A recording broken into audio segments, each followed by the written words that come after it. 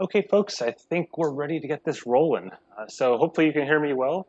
If so, go ahead and just let me know there. That way I can ensure that you got everything working there, and I'll explain what I've got here. A bit of a wonky test. It's something that started on a Twitter conversation last weekend. The whole idea of which app replicates things most correctly. So for example, is it Zwift or FulGaz? And they are both supposedly exact replicas of Alpe d'Huez. So what I've got here is a bake-off between the two of them.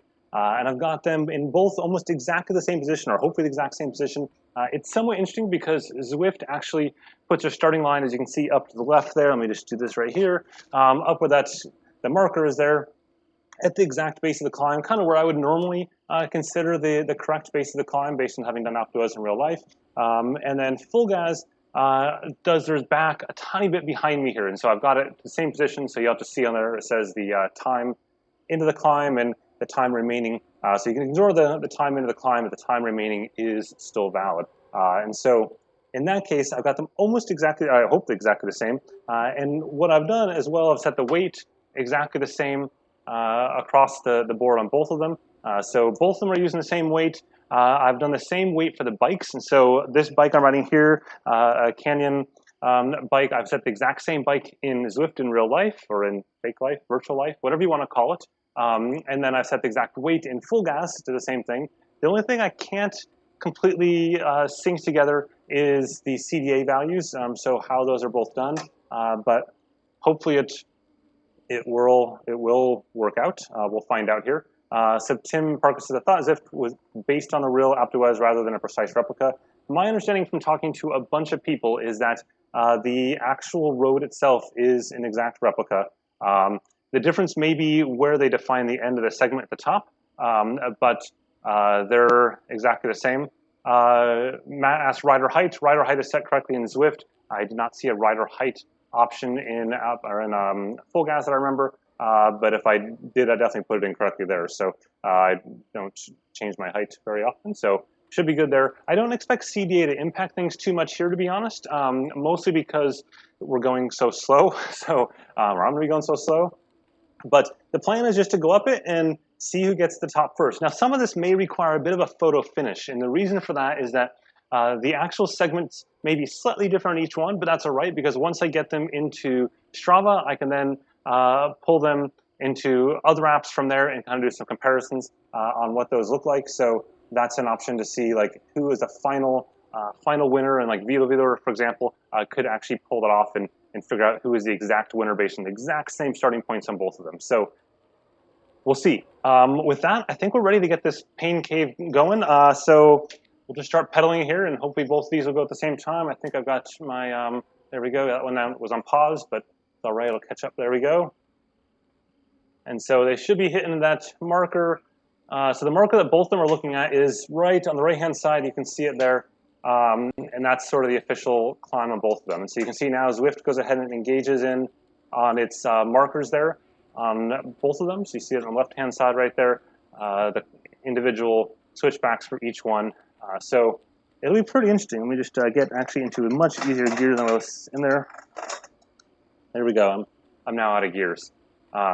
So from a yeah, that's all it's going to be. Now, having done Zwift, or having done Alpe d'Huez in real life, I can tell you that the worst part is actually this part right here.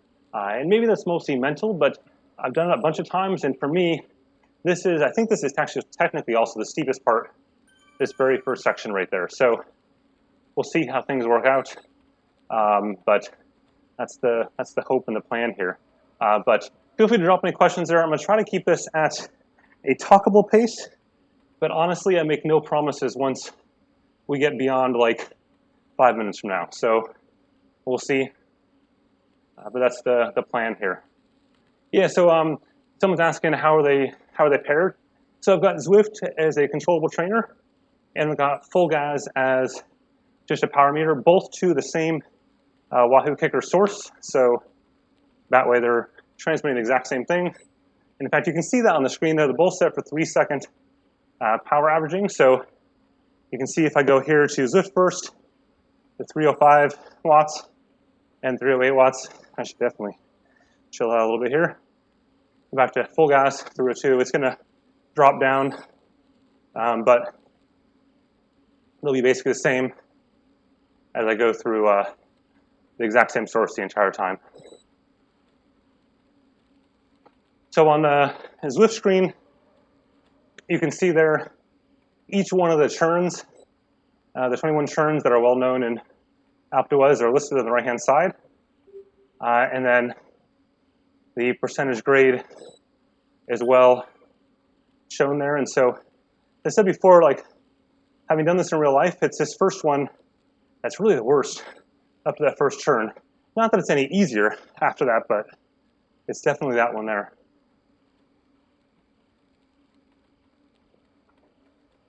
Hector asking, do I prefer FulGaz over Ruby? I think the interface is a little bit nicer in FulGaz in terms of the UI bits, the user interface portions. But Ruby has more features to it. So they're both similar, but two different things. I think if you want just pure real rides, outdoor rides, whatnot, then FulGaz might be a bit better, but if you want the racing elements and things like that, then Ruby probably makes a bit more sense.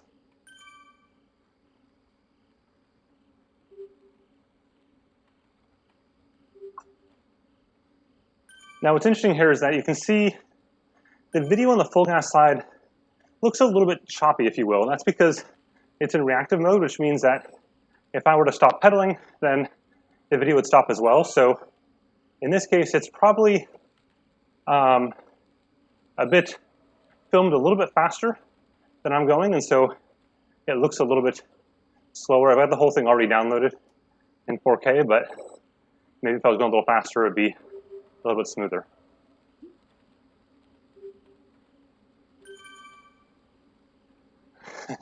Yeah, the frame rates are a little bit off there. But again, for most of these real video type things, they're ideally shot in a bike, and this is clearly shot in a bike, as you can see here. As we go up, just that wandering that wouldn't occur if it was shot in a car or a moped, anything else really. So you can see that there. Coming up on this first turn right here, I see the cyclist up ahead of me in real life, if you will, and then a large group of folks in Zwift here. So they're pretty close on this first turn, I think. Maybe a couple meters behind on FulGaz, but again, it's really hard to know precisely where they were situated on the graphics there, because they don't have the same starting point on both of them. So I got it as close as I possibly could, but that's all right, because if they're off by more than that little bit we saw there at the top, and that tells you one is going to be faster or slower, and potentially less realistic, depending on what things look like. But we can actually analyze that later on in VeloViewer and see how the two are overlined by doing it to the starting points, same starting points, as opposed to doing it to just the time in the game itself.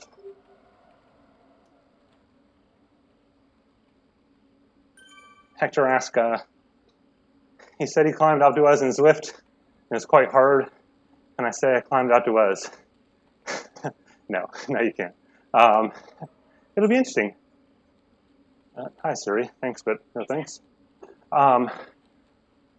It'll be interesting to see. I've done this a few times in real life. I did it once or twice standalone, maybe 2 or 3 times. I don't remember. Standalone, and I did it part of the Alpe d'Huez triathlon.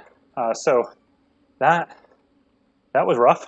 That was tough because I did Olympic triathlon. That's because I was smart. If I was really asking for pain and suffering, I would have done what's equivalent to a half iron triathlon. But no, not a chance. But the Olympic starts at a really cold glacier-fed lake nearby, and it's astoundingly cold. It's a mid-July race, usually is anyways, and early July. It's such a cold wetsuit required to swim, of course, but you do that, and then you descend a tiny bit, not much, maybe like 5 to 7 minutes worth of descending, and then you've got I think about 15 or 25 minutes, something like that, more, until you get to the base of the official Alpe d'Huez climb. You kind of go across the flats there. But then you go up, and the day I did it was brutal hot for me anyways. It was sunny out, it's July, it's gonna be hot. And it was fun, it was a blast. I did it on a TT bike. That's the only bike I had, so yeah, I actually climbed Alpe d'Huez on a TT bike, but got myself to the top there, and I got past a few times on the ride. It's funny, like, you realize that there's people down there in the area that do Alpe d'Huez every weekend, or even more than that. And some of those people are 70 years old, and you get passed by dudes with helmets on their handlebars, 75 years old, on a big heavy bike, and you're like, man. But that's their thing, and they do it really well. Also, they didn't swim beforehand, so there's that. But yeah, it's definitely a bit of a reality check. But I got the bike done, and I did really well on the run. I passed like half the race in the run. Running sort of my shtick, so that was fun. But yeah, Peter's asking what slope scaling do I have set. I have full suck on both of them, so not that it matters on the FulGaz one, but I've got it 100% difficulty across the board on all the apps. So none of this 50% difficulty stuff. We're gonna do it for real. A decision I'm sure I'll be regretting in just a few minutes here.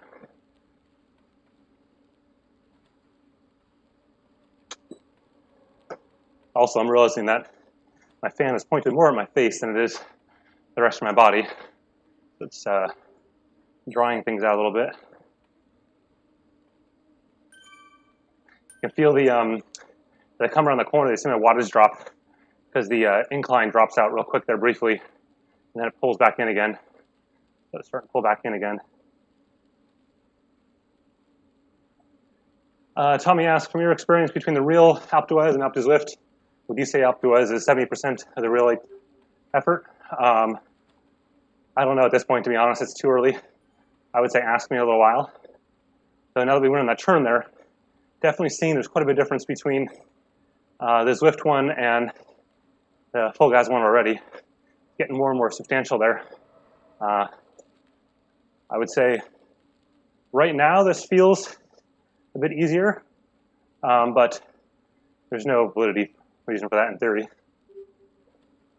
As far as controlling resistance, it's the Zwift is controlling resistance right now, so I've got that set across the board.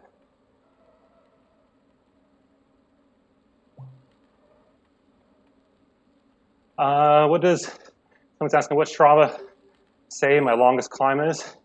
I honestly don't know. I'm not sure. If you put up there how to do it really quickly on my phone, I can check and see what it is, but I'm guessing it's somewhere down in the Pyrenees or the Alps, but I'm not sure which one.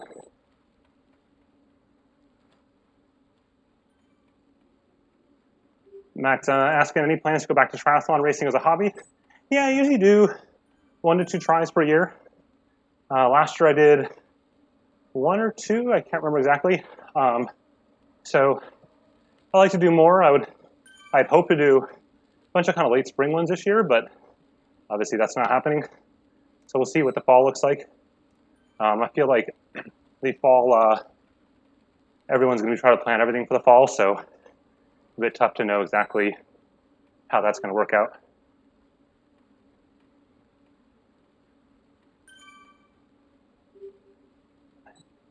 So if you got tech questions as well, feel free to drop those down there. No problems with that. That's right, I meant to start my Garmin. Oops. Oh well. The reason why I want to start my Garmin is because, there we go. Ray's longest public climb is Stelvio. See, I'm gonna pick up my phone. This is great. That would definitely be true. That was long and solidly miserable. I actually did a video about it, though. So I did a video and a post about it. Me and GP Llama, Shane Miller, did that together and had a blast doing that. It was like a 5.5-hour day. We on the bike, obviously the climb was portion of that, but not all of it, and then looped back around again. So it was a lot of fun though.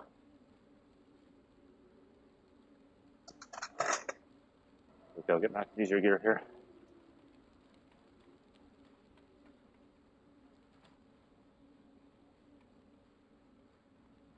Alex is asking, have I done any under-desk treadmill reviews? No. I've got the one treadmill downstairs for running, and that's it. I don't have any others, unfortunately, so for me, it's either I'm sitting there typing and doing stuff, or working out or testing, whatever. It's a bit tough mentally for me to be able to stand up and write for long periods of time. Editing probably videos I could do standing up, though.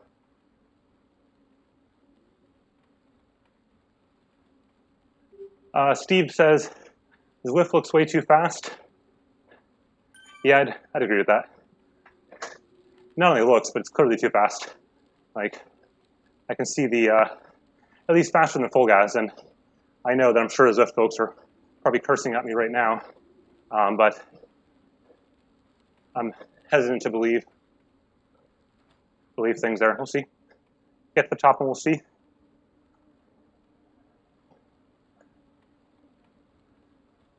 And the power is accurate here, so I've got the power is coming off the KICKR for both of these apps, and then on a Garmin here, I've also got it show Quark, just so I can double check and make sure everything's looking good. And both of them are definitely still looking good here.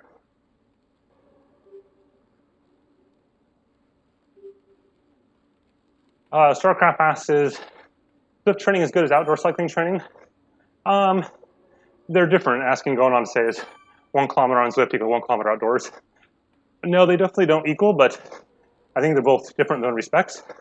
You won't gain balance and stuff like that for the most part unless you're on rollers on Zwift, but you will go ahead and probably end up getting better structured workouts and more intensity because you don't deal with stoplights and cars and all that kind of stuff like that. So different sort of things. Jason had visited the studio a couple years ago, so, or not Jason, sorry, Michael Jason. So thanks for swinging by.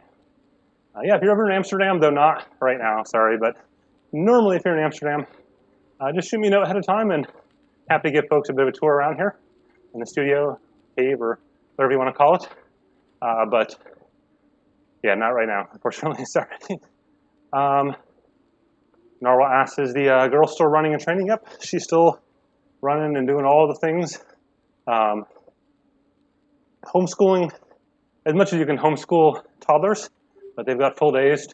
I mean, she used to be a teacher years ago, so back in the States, so she kind of got that down and doing an awesome job with the 3 kiddos, keeping them busy and keeping them working on all sorts of activities and stuff like that, doing the best we can, just like everyone else.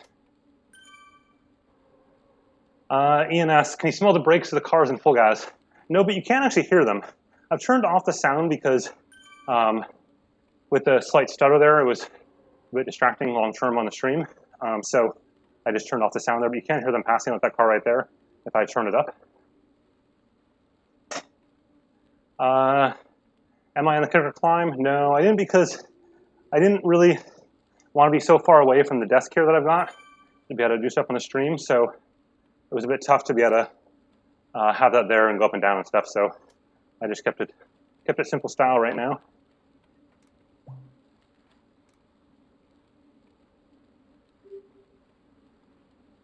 The FulGaz video here is downloaded to the Apple TV locally, so it's all there. David says, yep, Zwift may be right, FulGaz may be slow. Definitely possible. It's about to see when we get to the top.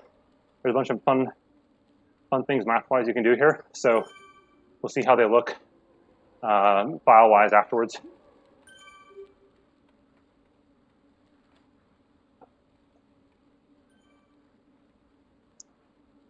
Steve says, the tax app is extremely accurate, film at a very high frame rate, so slowing down, film is still smooth. Yeah, I wanted to do more apps. I wanted to do like 4 windows there. Zwift, FulGaz, probably the Ruby or Kino app, maybe something else, maybe tax, maybe, who knows. But I literally just, it's getting this much set up and perfectly in sync is surprisingly difficult for live streaming. Shane Miller, GP Llama, just published a video yesterday before about setting up live streaming with a single scene, single camera, I think, all that kind of stuff. And in this case, I've got, essentially 3 or 4 different sources coming in to make it all work. It's tough. It's a good idea, Chad. So Chad mentioned using the other camera view for Zwift, so it mimics the FulGaz one. Good idea. There we go. So, in theory, the same there. In practice, not so much, but we see already here. My PR on Alpe in real life, I actually don't know. I was trying to find some of my first attempts I did at it, but I didn't finish that whole thought before I got distracted by something else. I know that for the triathlon race one, or the mid-race on the TT bike, that was 120 up the climb itself, that portion.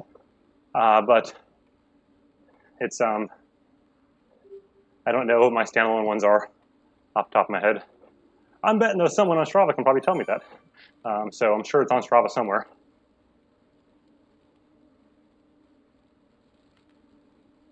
Tristan asks, any hacks for using Garmin device indoors? I like to record the Zwift rides and get the Garmin. Also recording to get training load information. Yeah, it sucks there. Like, obviously you can get your Zwift, trainer road, etc. rides into Garmin later on, but they don't account for, what do we call it? My brain is nothing right now. They don't account for the physio metrics and whatnot, so kind of sucks there.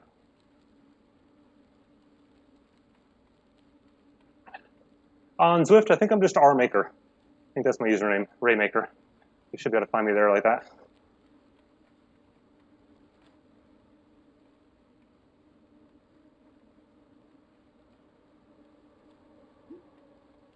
Does FulGaz have Richmond so you can do that next? No, I don't know if they do. They probably do, but I don't tend to voluntarily ride the Richmond course if I don't have to. So I'm sure Richmond's a nice city. I've been there in real life, but I have no desire to go around it in circles in Zwift.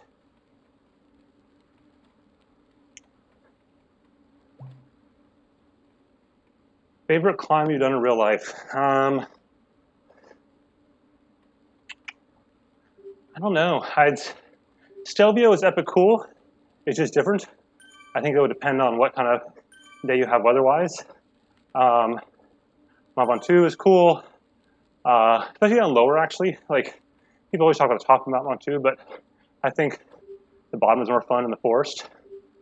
It sucks either way in terms of incline, but the bottom is, to me, more fun. Let's see. There's some rides down the Pyrenees I've done that have been awesome. Maybe because it's a little bit earlier season, so I did them like in early June and stuff like that. So they were cool because there's still snow out and everything. And it was a lot quieter, but almost nobody down there.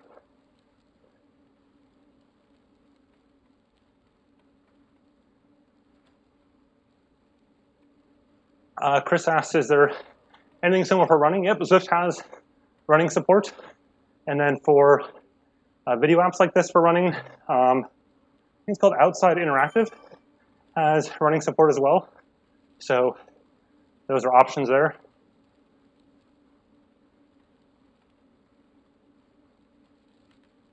Let's see. Am I coming out with a full review of the Stages Smart Bike? Yep, so it's somewhere between the States and here in Amsterdam. They're trying to track down exactly where. Getting stuff to me is always tricky. The heavy things like watches and stuff, they just go via FedEx, but even that can be tricky. But the other stuff that requires freight is usually a bit of a mess. So this is one of those scenarios where it's, I think, taking 2 hops on either side of the pond. And so my guess is it'll be here sometime next week. And then I'll start using it for at least a few weeks before putting out a full review. As for why FulGaz isn't so smooth, I'm not really sure, to be honest. Video is downloaded, running Apple TV. Shouldn't be any issues there. Definitely not lagginess on the computers here. So whatever it is coming off the source itself.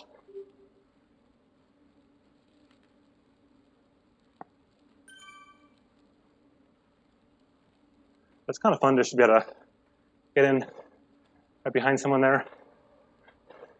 Just like being in real life. Go for the pass. There we go. Have you used a KICKR bike with FulGaz? Yeah, it's awesome. I think, if you look at what FulGaz has done in terms of realism with the up and down portions of climb, whether it be in the KICKR bike or a real climb, it's impressive. And they do a lot of stuff where they pre-feed elevation into it, an incline, and it looks pretty cool. So that's something they're probably one of the best out there in that realm.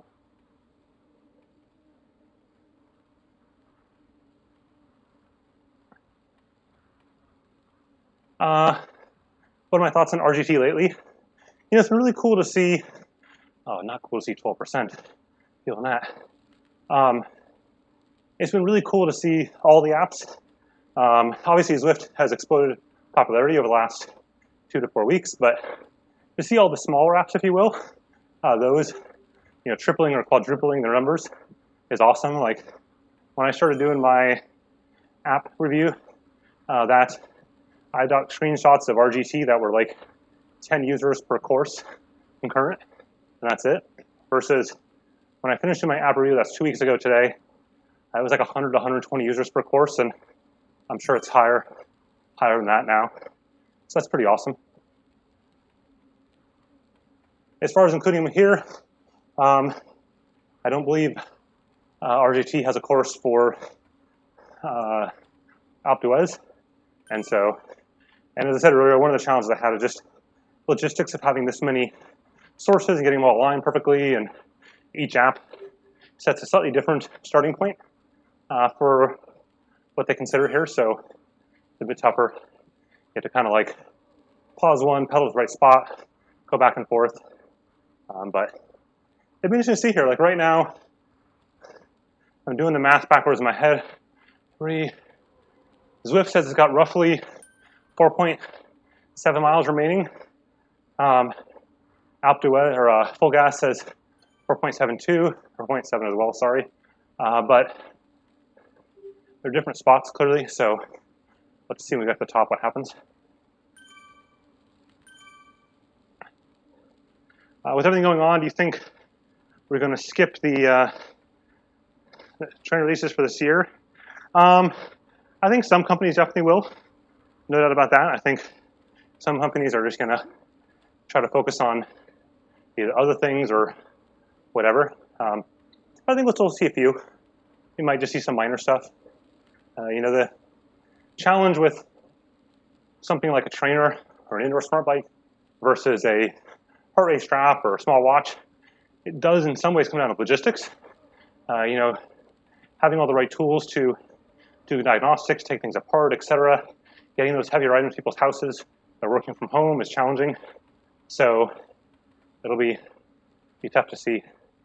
And that kind of gets the next question there about Microsoft saying the new console will be unaffected by the virus and supply chain issues. No offense, having worked for Microsoft, I can tell you it's a bunch of BS. Doesn't matter what company you are, every company is impacted by this. Even Microsoft, as I said, just by canceling some of their plans for other hardware lineups this year, just yesterday, the day before. So I don't mean anything bad by that, but any company who says things aren't impacted is lying through their teeth. It's just a matter of how impacted they are and how much they can account for now and how much things will change. But if I look at the product releases coming out, most of the things that you'll hear about in the next few weeks are things you should have heard about a month ago. And some of the things that were scheduled a month ago still don't have dates yet. They've been pushed off indefinitely. So, lost FulGaz here. Maybe just a video. Let's see. Video reactivated.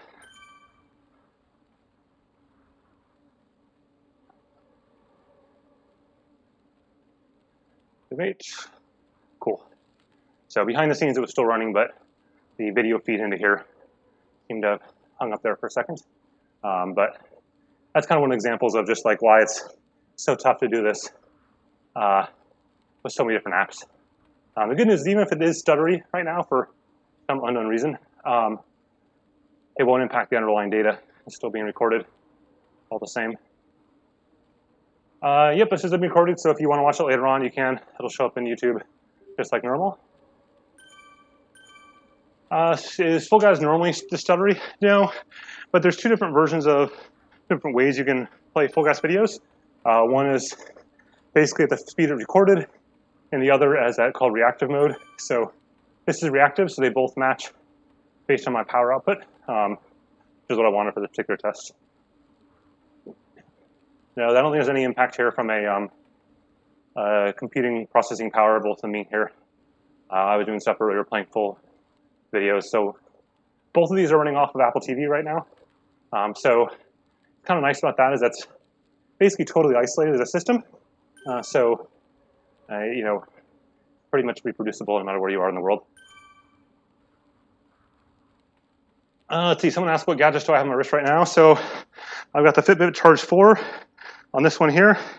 That reminds me, I was gonna chart an activity.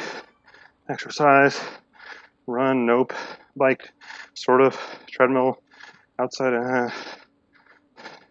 we'll just go with bike, sure. Start anyways, there we go.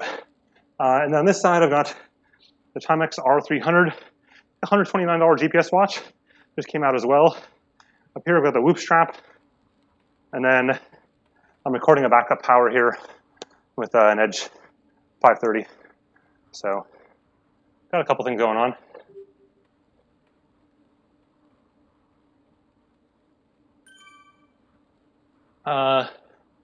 Have I tried or plan to look at some of the solo trainer app efforts like RK Fitness or VCS? Yeah, they're definitely on my list. Just trying to get through them. Had a bit of a rush of like new products coming out over the next few weeks that have sort of sidetracked me from trainer apps right now. But I'll get back to those down the road here. On the Stages bike, is that a whole new design or an all reproduced bike? It's a whole new design for them.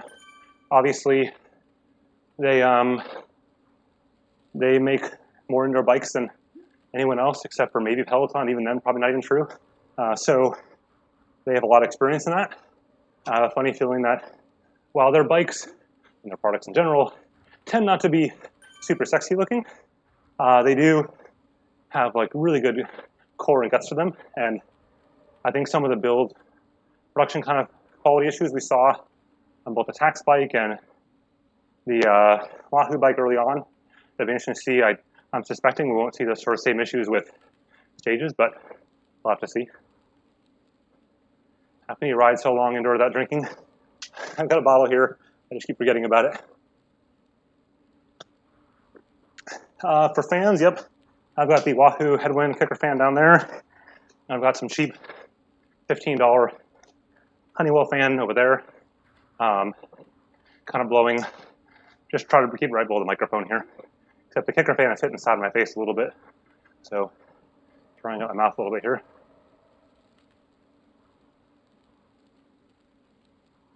Is the girl likely to get in front or behind the camera more on the site? Yeah, actually, we filmed something earlier in the week that we'll send out to DCR supporters. That's the paid membership side of the site. So a bit of a behind the scenes sort of what life is like the last few weeks. Just us sitting down, kind of more chit chat style, nothing fancy, but I'll try to get that edited here today or tomorrow and get that up for DCR subscribers. So on the approximate track for both of them right now, if I'm reading this right. Yeah, so they're going backwards in way they count. So in the case of Zwift, it's got about 3.8 miles left. In the case of FulGaz, it has 3.84 miles left. So the way I'm doing that math here is, if you look at Zwift, In the lower right-hand corner there, or mid right-hand side, you see 3.94 to 7.73 miles. So 7.73 minus that is roughly 3.76 miles. We'll go to full gas, and it says it right in the middle there, 3.79 miles there, remaining, counting down there.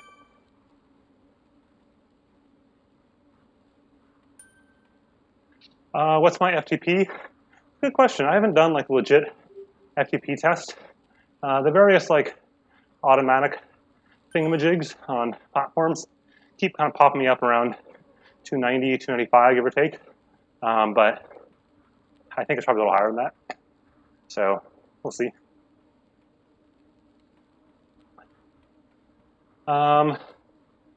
What's my daily watch at the moment? I also have to watch them my wrist lately, but mostly been a Phoenix 6 Pro. But I really like the 945 as well. Go back and forth between the two of them. I don't have either on right now though, because I just gotta get the Fitbit tested and the Timex tested, and only got so many wrists. Is the headwind worth it? You know, it's a funny one. Everyone, including myself, will make fun of the headwind price, but nobody says they regret it later on. So I guess in that sense it's worth it. But, you know, like if you bought yourself, I don't know, 10, $25 fans, it's probably just, even if not more effective, just really loud.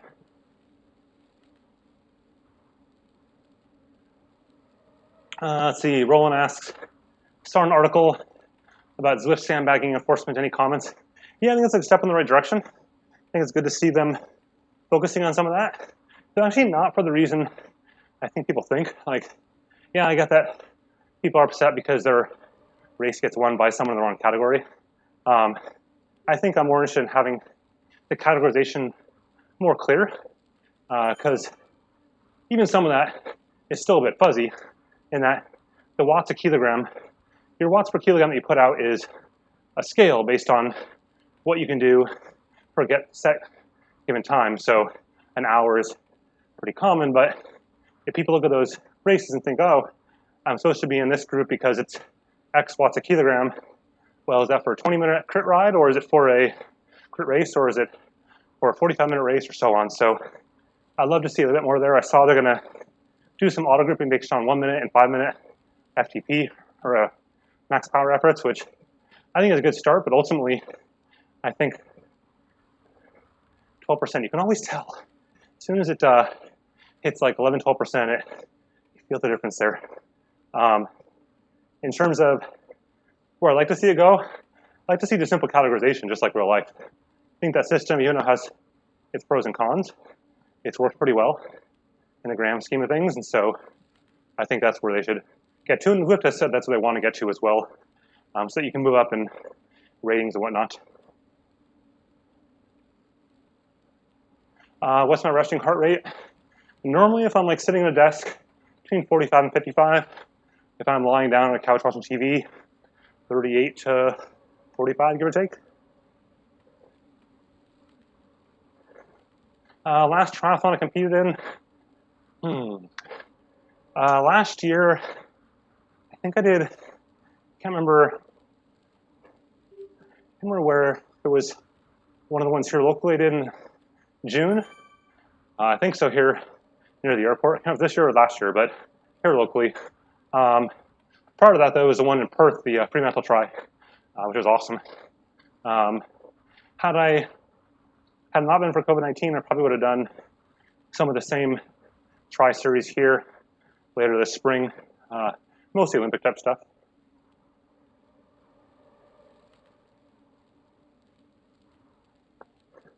In terms of starting, so going back to the beginning a little bit, I started them at what I perceive to be the exact same spot. So right on the churn there at the base of the climb. The two of them start their own, well, in the case of Zwift, it actually starts like 5 miles away or something. So I got myself to the base of the climb first, and that's where those stats are that you see on the right-hand side right there. Those are coming from the base of the climb itself. And the same with the Alpe Zwift time at the top there, 36:36 right now. In the case of FulGaz, it starts maybe like 400 meters or so back from the start line there. So I just aligned them all together so they all matched.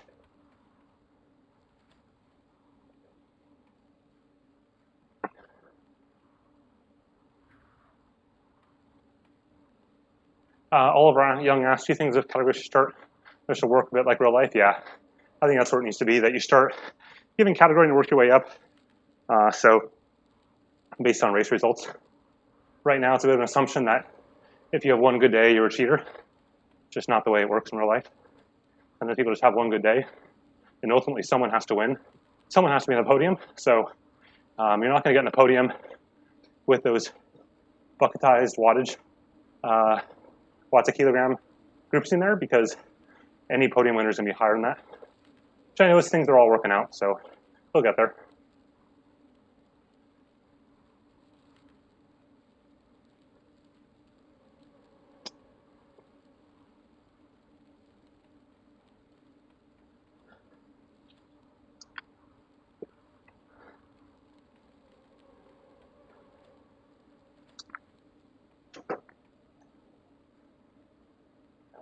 Let's see. Yeah, I think Andy asked, but Cat D would be continuously stacked. Yeah, I think there's some element there that maybe you get preceded a little bit based on some kind of basic bucketing, but I think there has to be, and probably on longer results, more so than, like I think the crit races in particular are really challenging to bucketize, because people who do well at 20 minutes, or I can sustain a higher effort at 20 minutes than my normal FTP would let on. And that's like, Sufferfest has their 40p power, and the concept behind that is that different people have different power levels for different durations, time durations. So you got to somehow account for that. And that's where, real races are kind of nice, because real categorization are kind of nice, because ultimately it does that. Like, you have to move up with multiple races, and so it kind of takes care of that.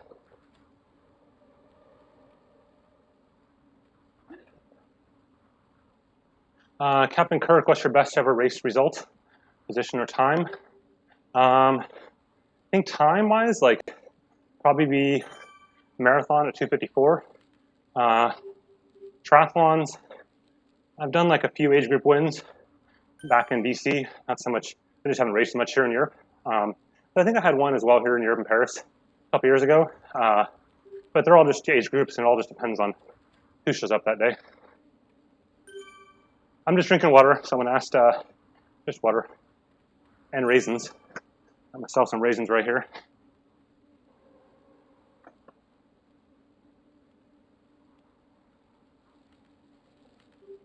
Not because I need to have it like super clean or anything like that. Literally the only thing I could find in the cabinets was raisins. So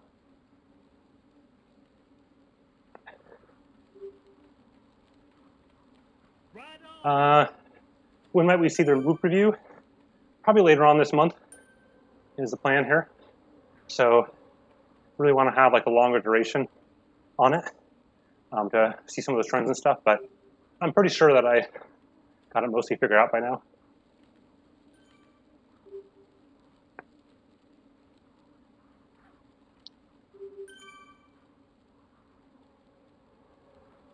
There we go. We just crossed like 500 folks in the stream. So hello, folks that are joining here, and if you're new around here, whack that subscribe button. I got some cool videos coming out next week on a few different things that are worthwhile in the sports tech realm. Some of the companies start to kind of get back into product releases sort of cautiously. Kind of neat. Evan's asking, how am I connected to both? So I've got a Wahoo KICKR here, and with the latest Wahoo KICKR firmware, I can connect up to 3 devices concurrently into the KICKR. So I've got Zwift as a controllable trainer, and I got FulGaz as a power source to it. So Zwift is controlling my my feel, my incline, and FulGaz is taking the power. That's why the 2 power are perfectly matched there.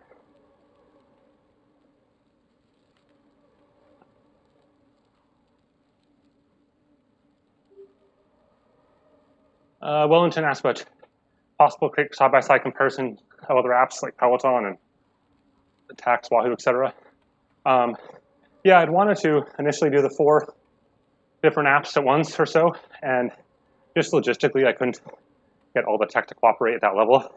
So I figured I'd start with 2 apps and see if I can go from there. Any idea if Tax Neo, Bike Smart has sorted their first-gen problems? I think they're pretty darn close if they haven't, because they issued a huge firmware update last week, I think, addressing a lot of the erg issues that I ran into and things like that. So I think that's they're pretty darn close there.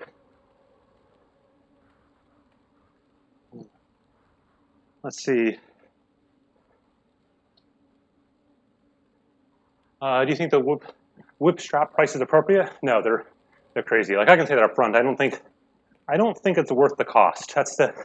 I think what they have tech-wise, the cost is, I think, $30 a month, I think, something like that. It's way too expensive for a strap. And it's just, for me, I get more or less the same data, whether I use a Garmin or a Polar device or any of those, really, just displayed differently. I think Whip does a better job of consolidating the information down a little bit and bringing it more front and center, versus Garmin and others kind of hide it behind 20 different menus. But I think Garmin probably has better depth of information there. It's just impossible to find for most people.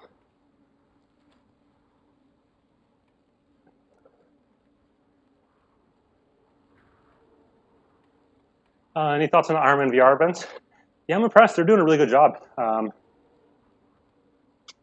They've got a lot of history of doing live events, so they know how that works. They know how to pull that stuff together. I think we're seeing others struggle a little bit there. Obviously, people have to do it all sort of on the fly right now, but Ironman has done a really, really good job at pulling that stuff together for what are effectively long-form events, and their viewership numbers show it. Like, if you look at them, they just dwarf Zwift. It's not even a competition. Like, last weekend at the end of the stream, they had something like 300,000 views. Like, a Zwift stream, if they're lucky, the next morning will have 20 or 30,000 views. It's not even close.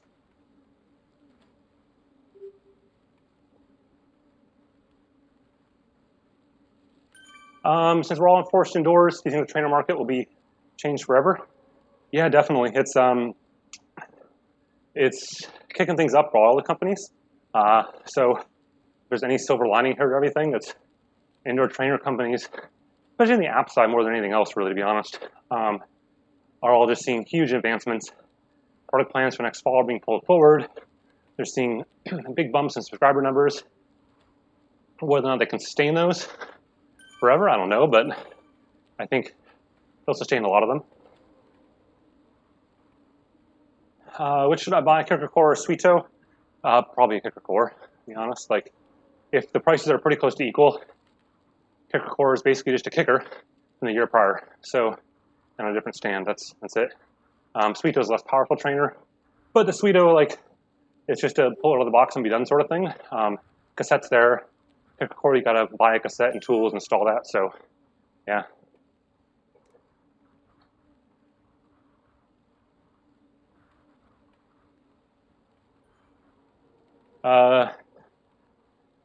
Is there any platform allowing virtual races out of the box currently with video stream, a race, etc.? No. Definitely an opportunity there. I think that's something like, if you look at how close Train Road is to that concept, I think that's what's impressive about it. Like, I know some people are like, oh, it's just erg mode and the new group workout functionality there. But what they're doing tech-wise is really astounding. Like, they're pulling that together and making it totally seamless.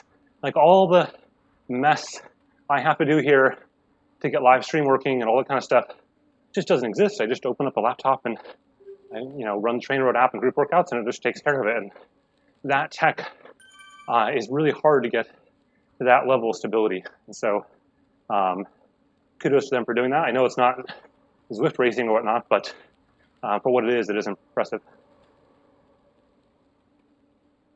Do you think Tacx will rebrand as Garmin? I don't think so. I'm not sure if it gains them anything, to be honest. They said they don't plan to, but that was a year ago. Plans change, but I'm not sure that buys them anything. Any update on IQ² pedals? Nope. They said a week and a half, 2 weeks ago they're going to send them to me in a few days, and then they're going to send it to me the same day, and then last weekend they said, hey, we'll get back to you, and they're going to send them to you. So I think they're running into some issues there still. Hector asked which country I'm in. I'm in Netherlands and in Amsterdam. Yeah, there's definitely some difference between the two right now in terms of apps. No doubt about it. You should get the top how close they are, but it's not the same. On the road power meter, I use a blend. Like, it'd be hard for me to say I use one given power meter because there's 3 or 4 on my bike at any point in time. But my go-tos would be the Cork, the Zero, the Veros Yoma pedals, and the Vector 3s I've had really good luck on as well. I've got a couple sets of everything there, so it's kind of, I've had good luck across the board for all those. And the Power Tap as well, I use here and there.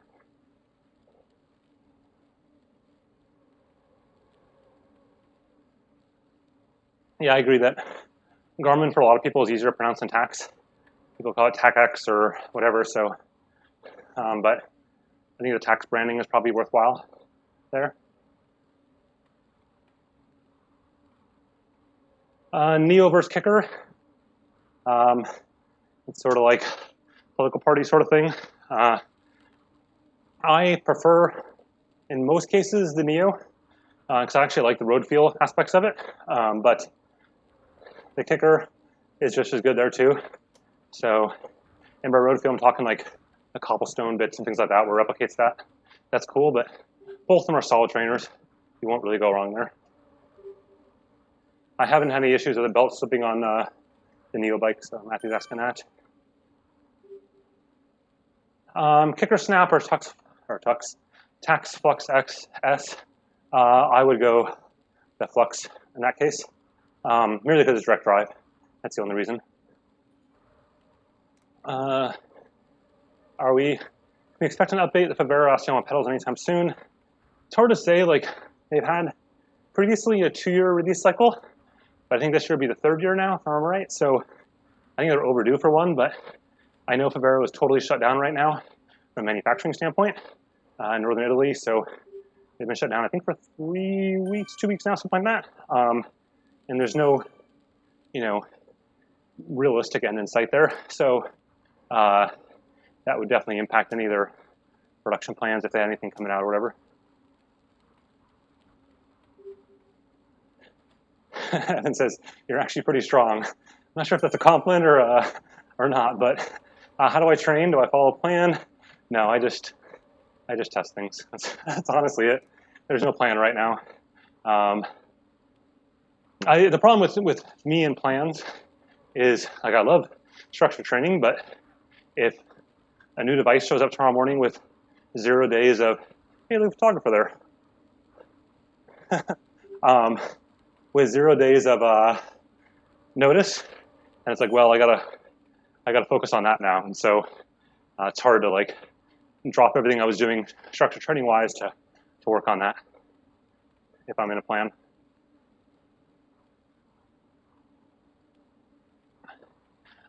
Tristan asked, have the original camera overshooting and sprint issues been resolved?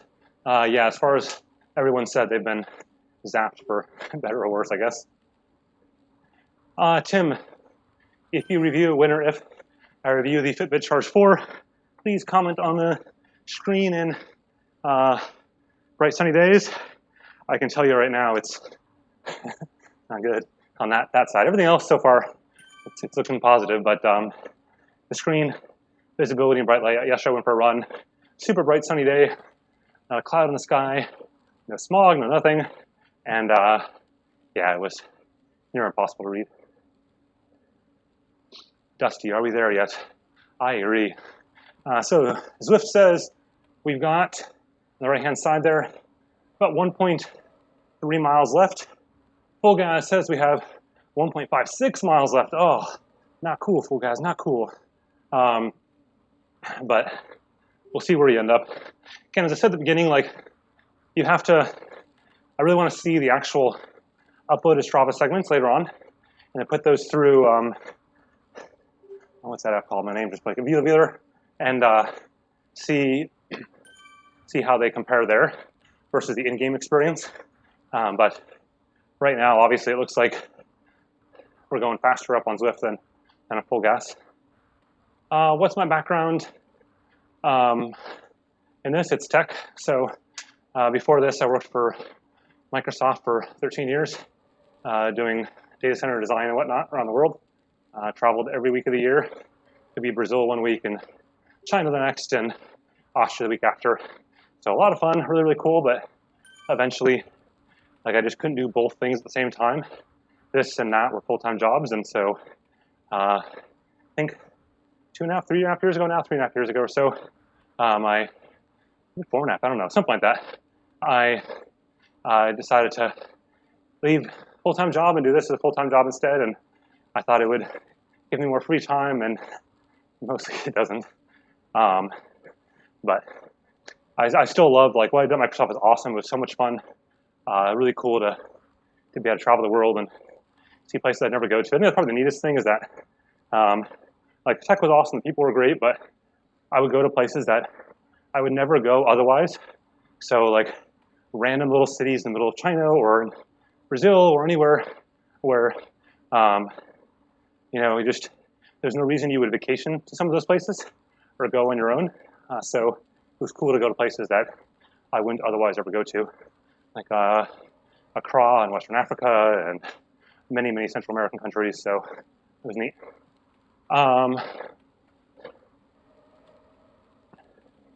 Let's see, why the move to Amsterdam? We were living in Paris for, I think, like 5 years or something like that, 6 years, and we'd always come up to Amsterdam for the weekends here and there, just short train ride away, and just loved it. And so we looked at maybe making a bit of a move a couple years back, and we've been here now 2.5 years, I think. We love it here. It's just easy. That's the best way to describe it. Life is so easy. Like, Paris, beautiful. There's many things we love about Paris: food, the culture, walkability, amazing. But, like, overall life with kids and everything like that is just super, super duper easy here. We bike everywhere. We don't have a car. It's just awesome. How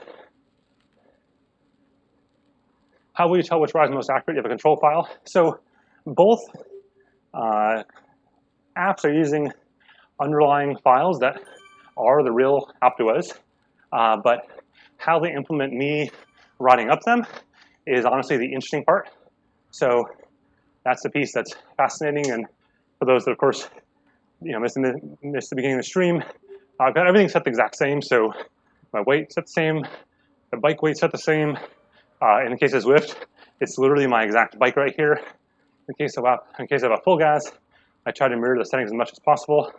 But we'll have to see, like, what are the factors. So in the case of FulGaz, I can set things like CDA and CRR for rolling resistance and aerodynamic resistance, but I can't set that in Zwift, and I can't see what those values are. So that may be impacting things a little bit here as well.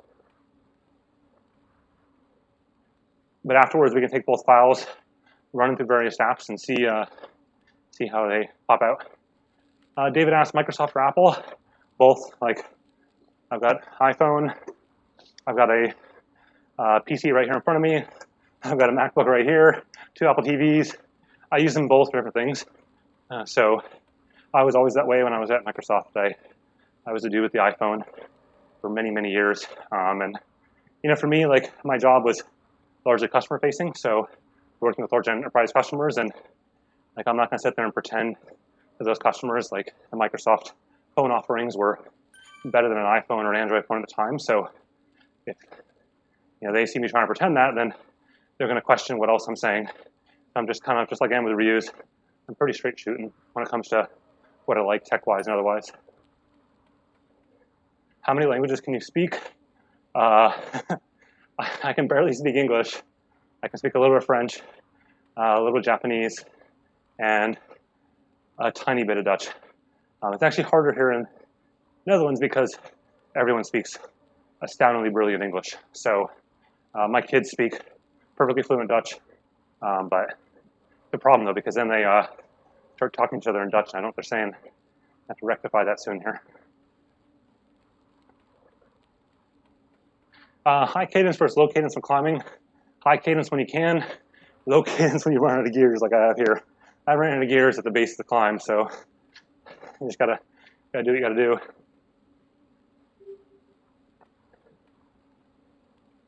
If you can only buy one, headwind or climb, I mean, climb's more fun, headwind's nice, but my guess is if you got a $30 fan or so, you probably wouldn't notice the difference until you got a headwind. So I would say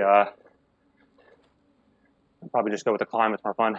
There's that 11% again. Like I'm not even looking at the percentages, but when my legs just feel that going into just over double digits, 11%, 12%, it's just like, oh, you feel it there. So Zwift says I have, looks like about half a mile left, give or take. So 7.2 out of 7.73 miles. FulGaz says 5.85 miles. I'll be honest, like, this seems pretty easy. Maybe all the times I've done Zwift in real life have been much harder, hotter days or something, but I'm surprised. Like, this is putting me on for a bit over an hour on the climb, which seems a little fast for me. But the power is matching. Like, the power from the KICKR is matching the power from the KICKR. So it comes down to how these apps are interpreting it. Pedro asking any IQ2 news. In short, no, nothing new there. Still waiting. Has Wahoo worked out their QC issues on the core? Honestly, I'm not sure. I think they've done some things that have addressed probably the major issues, but I don't get the feeling they've addressed all the issues. I think they're just dealing with that behind the scenes and support and swapping them out. But I'd put it this way, like, I suspect there are still issues there, but I think their support is good enough that they can cover up, not cover up, but like they can take care of you if something goes wrong, that you shouldn't necessarily make that a driving factor in your purchasing decision.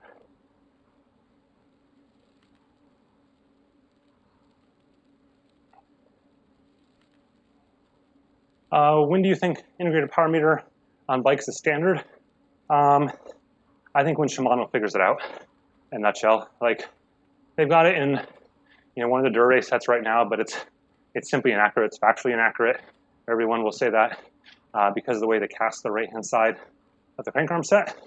And so because of that, until they make it accurate, to make it affordable, it won't really catch on as a product purchasing option. But once they do, then that's the end of a lot of power meter companies. And it has to be so that it's like a $50 price difference between power meter and non-power meter. Another photo person coming up here, FulGaz. There we go. Taking a picture. I don't think I actually checked the website afterwards, but kind of cool. Most of these ones have little signs there on the left-hand side, right-hand side, where you can go afterwards to check the photo and download it. It's kind of cool. Which app to control the trainer? It's the Zwift is controlling the Wahoo KICKR. And then the FulGaz is just using it as a power meter source. Yep, you can download routes in FulGaz without needing Wi-Fi. Well, you need it initially, but then you can run it later on, no problem. Pretty cool. You can actually put it even on a local NAS server, for example. It's pretty cool. All in 4K. In this case, I've downloaded it locally to my Apple TV. So I'm not really sure why it's doing the stuttering. It's not coming off the source like that. So, or it's not the machine here broadcasting out live stream wise, it's stuttering. I'm not sure what the deal is there.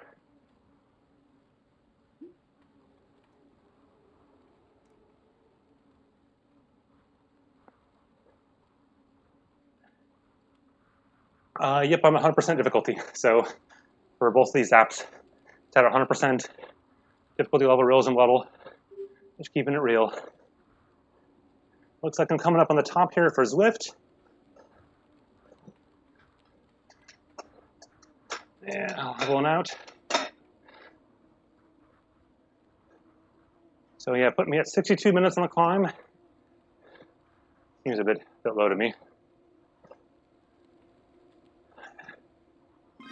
Let's see, there we go. Unlock level 20 kit. Oh, at the exact same time. Holy cow. That's awesome. So,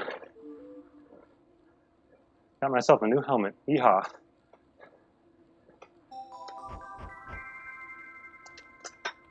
I'll get back over to FulGaz in a second. It's funny, I know some people are like, oh, you're only level 20 on Zwift, but I use all the apps, so I don't spend 100% of my time on Zwift. I'll maybe do one ride a week or something like that. Sometimes there's more, but sometimes I'll discard rides too, or test rides and things like that. Let's see, what are you using for microphone? This is a mess. So I spent like 3 hours today trying to get this working correctly. But I've got the Rode, let's see it there, this way. Okay, here we go. So I've got the Rode wireless kit that goes from here, this little piece rather red upwards, back here, and then a lav mic right there. And I've got this Ceramonic thing, the Smart Rig Plus, not because this is necessary, but because I was missing a TRS to TRS cable to get to the laptop, but that actually does it by itself, so I used that instead to get there. But it actually worked out because I was able to control the volume with that really easy using the knob. But it's not perfect. I would do things a little different next time, like buy the right $1 cable to go straight in. But I dug around and couldn't find the one that's somewhere in the closet there. Let's see. Okay, we gotta go a little harder here because otherwise we'll never get to the top of. There we go. So because the Zwift is controlling my trainer here, the power basically drops out. So not drops out, but decreases because there's no more incline left. So I gotta pump it up a bit to get full gas last third of a mile here.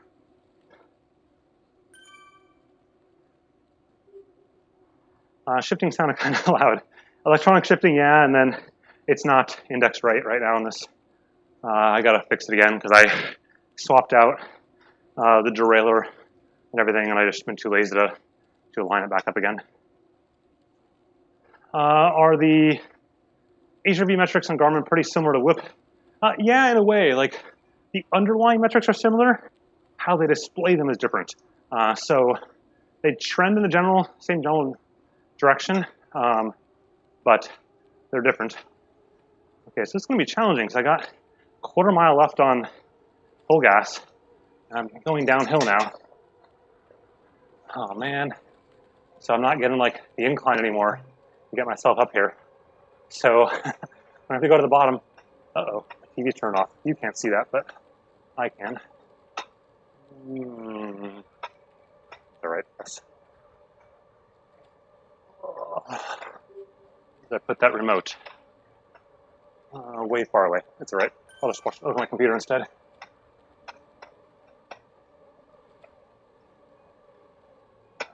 Let's see. Oh yeah, I could just turn around. That's a brilliant idea.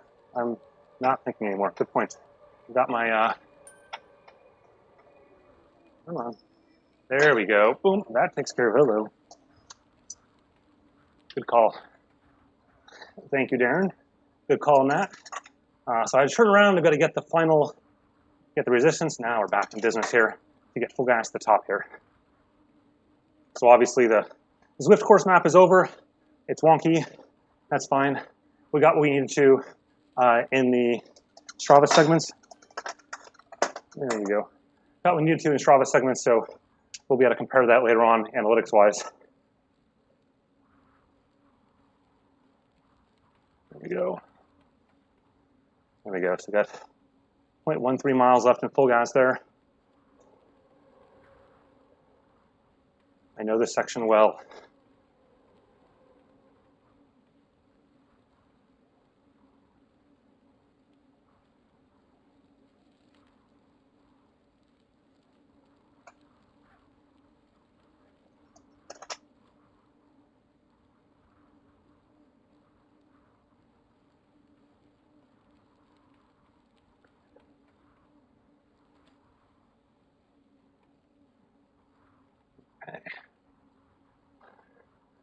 can see here, the Zwift is still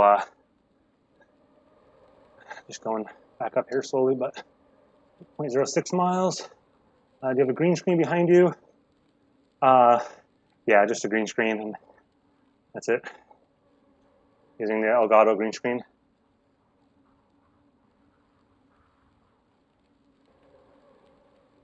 With Apple TV, the KICKR transmits cadence as well, so we're good there. So go to FulGaz, showing 0.1 miles left, so I guess it finishes it right about here somewhere. I would have thought it'd go a little bit higher up there, the corner, so we'll see. Usually the finish wouldn't be there, it'd be the next block up there.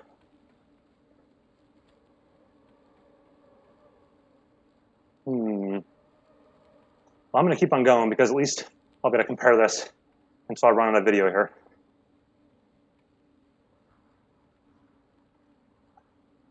Yeah, I'm interested in doing some kind of like after action stuff and seeing how well it compares between the two on the underlying files. It'll be easy enough to compare itself. So even if the video's off, we'll see how the files are. But I mean, obviously, there's a difference there clearly because one finished like realistically 5 to 7 minutes in front of the other.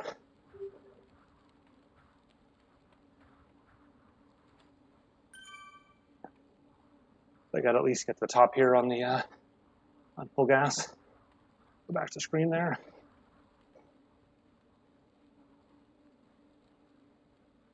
I think the FulGaz course ends right up here in just a second. Right where this tent is, I think, is where they're calling it done.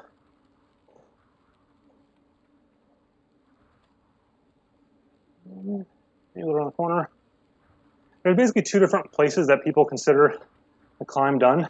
So there's one, it's around the corner, like 2 more bends, and then there's the Tour de France climb finish. So 2 different finishing points, but I think it's right here. There we go. That's the end of things. Great work. Boom. Done. Back to the dual one so I can see things here. But I think that's it. That's all I've got here. I think, just a couple quick recap thoughts on that is one, it'd be interesting to look at the files later on. I'll post something to Twitter once I get that done to see who really won behind the scenes, or at least how it looked. I mean, I think in theory, Zwift was faster, but it doesn't necessarily make it right. FulGaz was slower, but it doesn't necessarily make it wrong. I'm not convinced that the time I did up Zwift and Alpe Huez there mirrored what I had for real life. So remember, keep in mind for real life, I can't find my non-race ones, but during the middle triathlon, I did it at 120. So that was on a TT bike, so not optimal. And also after doing a mile plus swim and riding whatever it was, 5 or 7 miles, and then doing that on a hot sunny day. So that certainly impacts things, but I was also not trying to do a live stream at the time. So from that standpoint, hard to know, like, to me, this just seemed a little too easy.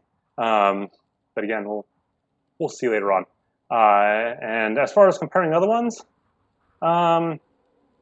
we'll see, maybe. I got some other ideas for other fun things to stream down the road here. But I like to dig around.